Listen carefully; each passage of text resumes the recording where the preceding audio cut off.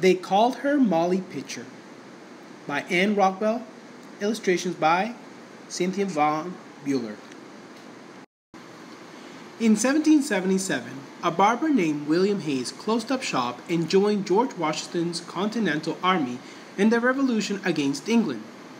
He went to Valley Forge, Pennsylvania, where a Prussian general named Baron von Steuben was training the Patriot troops in the formal rules of battle that armies used in those days. Like many women of the time, Hayes' wife, Mary, nicknamed Molly, went with him. Some people think that she is the legendary heroine Molly Pitcher. General George Washington was commander-in-chief of the Continental Army. He and other officers, plus a bedraggled army of about 12,000 men and boys, were camped at Valley Forge just before Christmas of 1777. Snow lay deep on the ground, and Washington's troops had run out of everything they needed to keep on fighting.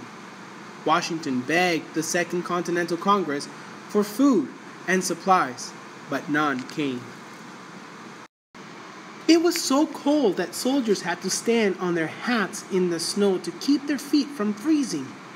Their shoes had holes in them from tramping over miles of rough and stony ground. They had no blankets or warm clothes. They didn't have enough to eat. Their camp was a filthy mess. Many of them were very sick. Every day, more and more soldiers deserted. Others died. Molly and other women who'd followed husbands, sons, fathers, and brothers to Valley Forge did whatever they could to help. They cooked and cleaned, washed and mended clothes, and nursed the sick. But no matter what they did, more soldiers died each day. Things began to look up when the Second Continental Congress finally sent supplies. General Washington began planning to go to battle again. At the end of June, a scout brought news. A large number of British soldiers, led by Sir Henry Clinton, were gathered at Mammoth Courthouse near the New Jersey shore. The fight everyone had been preparing for was coming very soon. Washington ordered General Charles Lee to lead an advance guard of 5,000 soldiers to attack the British. He'd send in a rear guard of more men soon after the fighting was underway. William Hayes was among Lee's advance guard marching to battle. As she always had, Molly followed.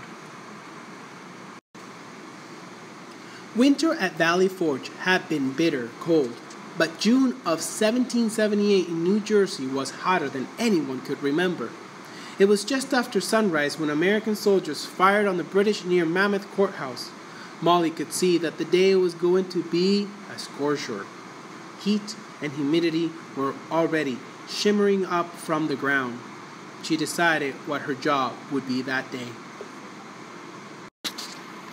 She spotted a green and mossy place where a spring gushed up. She ran and filled her pitcher with cold water. She raced back to the battlefield, dodging cannon and musket fire, carrying her pitcher full of water for any American soldier who needed a drink. The Americans knew all about such hot and humid summer days. They knew they had to keep cool any way they could. They ignored what Baron von Steuben had taught them about looking neat and military at all times. They stripped off coats, belts, wigs, hats, boots, shoes, and stockings and tossed them onto the grass. Smoke, noise, and the smell of gunpowder filled the air. Molly paid no attention. All morning she ran back and forth from battlefield to spring to battlefield, bringing water to men who'd collapsed in the heat. Over and over she heard the urgent cry of, "Molly! Pitcher!" Still more British soldiers, under orders from Lord Cornwallis, marched towards Mammoth Courthouse. The men formed a line of scarlet like a winding river of blood. They were a magnificent and terrifying sight. but their fine uniforms weren't what they should have been wearing in the sun that blazed down on them. Each man wore a tall black fur hat, a scarlet coat of thick, warm wool, a wide and shining black belt that held a sharp sword, a white waistcoat, and matching woolen pants with knee-high, brightly polished black boots. Each marched with his eyes straight ahead, a musket on his shoulder, a knapsack full of heavy lead balls of ammunition on his back. They moved to the stirring music of war. Drums were beating, fifes were playing, trumpets were sounding. The soldiers started dropping as the sun rose higher. These Englishmen had never felt such heat in their home across the sea. It was almost 100 degrees in New Jersey that day. Men grew faint and dizzy and fell to the ground, but their companions went on marching. They never stopped or broke step, even when one man or more collapsed. 56 British soldiers died of heat stroke that day. That didn't stop them, though.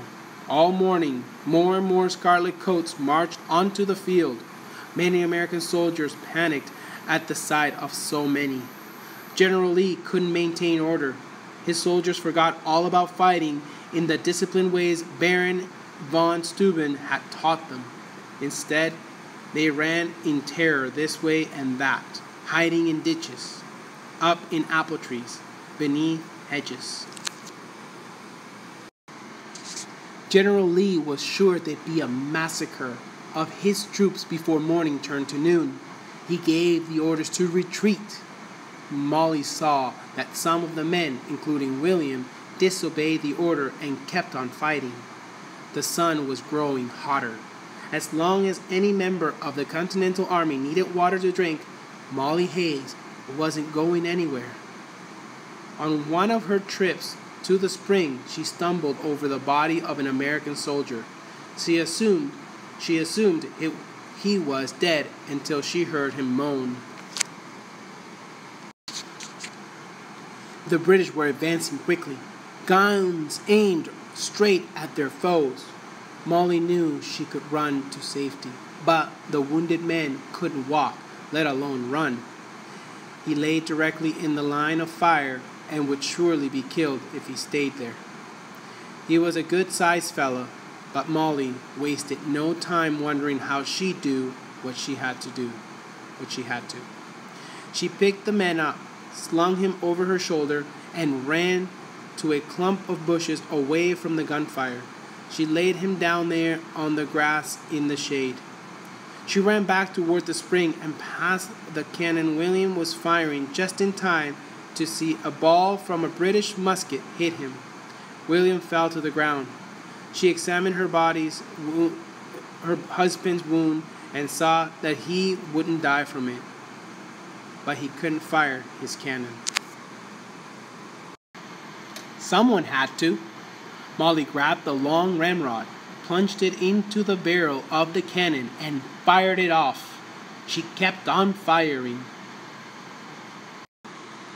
A ball fired low from a British musket came whizzing straight toward Molly. She quickly spread her legs wide. The musket ball passed between them. It never touched her, but her skirt and petticoat were ripped and became a good deal shorter than they had been. She muttered that it could have been worse and went back to work firing the cannon. Soon General Washington galloped onto the field riding Nelson, his fine horse who never shied at the noise of guns or cannons, no matter how close they were. Washington carried the flag of Commander-in-Chief, 13 stars in a circle, on a field of blue silk. The flag fluttered and flew above the smoke of battle. It wasn't as bright as the scarlet coats the British soldiers wore, but to everyone who stayed on to fight, it was a cheering and glorious sight. For the rest of that hot and steamy day, the Continental Army fought the way Baron von Steuben had taught it to. George Washington saw to that. As he galloped over the battlefield, shouting orders and spurring his men on, he was amazed to catch a glimpse of a woman. She was blurred by the smoke that surrounded her. Her face was smudged with gunpowder and sweat. But George Washington saw her take a deep breath, then run and shove the long ramrod into the big gun with as much force as possible. The cannon boomed. The explosion shook the ground, but the woman paid no attention. She just got ready to fire the cannon again. When the sun set, the fighting stopped. Neither side could go on in darkness. Exhausted British and American soldiers put down their guns and tended to their dead and wounded. Late that night, they sat down to eat and rest, to prepare themselves for another day of fighting. That same night, General Washington asked some of his officers about the woman he'd seen firing a cannon. He listened to what they said about how she carried water through the gunfire to the soldiers all that morning. Washington ordered that the woman be brought before him. He told her she'd be as brave in battle as any man he'd ever heard of. He decided she'd earned the rank of sergeant in the Continental Army. As she listened to what the tall, strong general said, Molly Hayes had never felt so proud in her life. No man who heard General Washington speak to her that night doubted that Molly had earned her rank.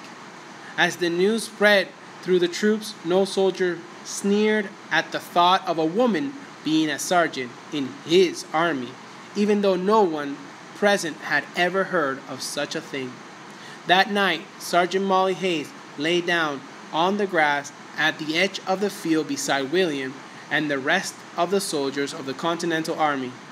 Long after the stars filled the sky, General George Washington spread his cape over the grass, tied Nelson to a tree, and lay down with his weary soldiers. As he lay gazing out at the stars, planning his strategy for the next day's battle, fires danced on the hill across the field where the British were camped. The voices of many men carried through the night.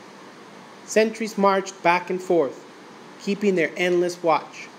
It was very late before everything was quiet except for the chorus of frogs singing in the nearby swamp. Molly and the other American soldiers rose before the sun. They had had some sleep and were ready to fight again. Many believed they could win. But they didn't fight the British that day. No scarlet-coated soldiers marched onto the field. They'd gone away. Sir Henry Clinton and Lord Cornwallis had ordered a retreat. They didn't want their men to fight that wily old fox again this morning. They were afraid they'd lose. Washington's Continental Army didn't fight like farmers, as the British leaders had been sure they would. They fought like soldiers. And one of those soldiers was a woman.